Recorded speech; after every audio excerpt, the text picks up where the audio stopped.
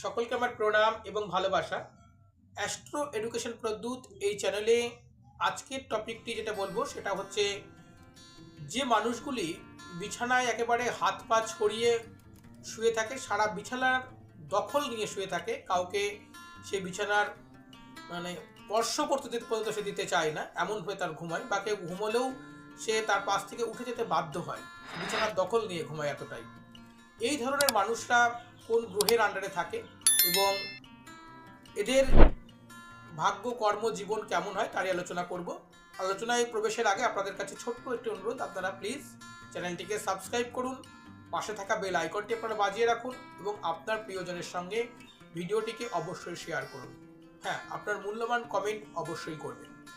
দেখুন, যারা এরকমভাবে পুরো বিছানার দখল নিয়ে ঘুমোয় তাদের ক্ষেত্রে কিন্তু মঙ্গল এবং রবি অত্যন্ত প্রভাব বিস্তার করে থাকে, এবং এই মঙ্গল এবং রবির প্রভাব বিস্তারের কারণেই এরা সারা বিছানার দখল নিয়ে ঘুমোয়।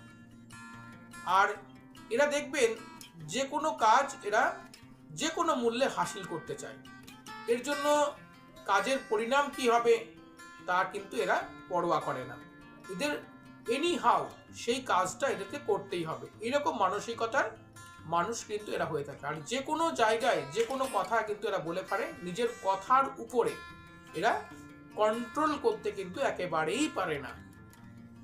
এই ধরনের মানুষেরা পরিষ্কার মনের মানুষ হয়, একটু ভালো মানুষ হয় এরা, তবে নিজের কাজের জন্য এরা যে কোনো কিছু করতে পারে, তবে ইচ্ছা করে কারোর লস হোক, কারোর ক্ষতি করব, এই ধরনের মানসিকতা এদের থাকে না।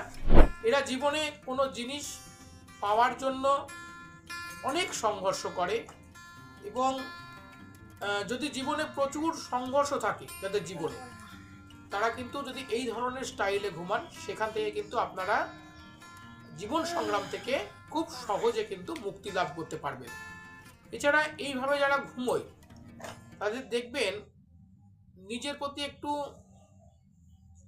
দম্ভ এবং অপরকে দিয়ে একটুখানি কাজ করিয়ে নেবার মানসিকতাও কিন্তু এদের মধ্যে বেশি থাকে।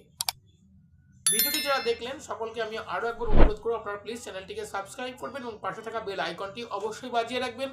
আপনাদেরকে আমার প্রণাম এবং ভালো। আপনি রোগে কষ্ট পাচ্ছেন, সন্তানের লেখাপড়া নিয়ে দুশ্চিন্তা করছেন, মামলা মকদ্দমায় ফেঁসে গেছেন, সংসারের আর্থিক শ্রীবৃদ্ধি কিছুতেই হচ্ছে না, যে কোনো সমস্যার জন্য আজই যোগাযোগ করুন আমাদের সাথে এই ফোন নাম্বারে।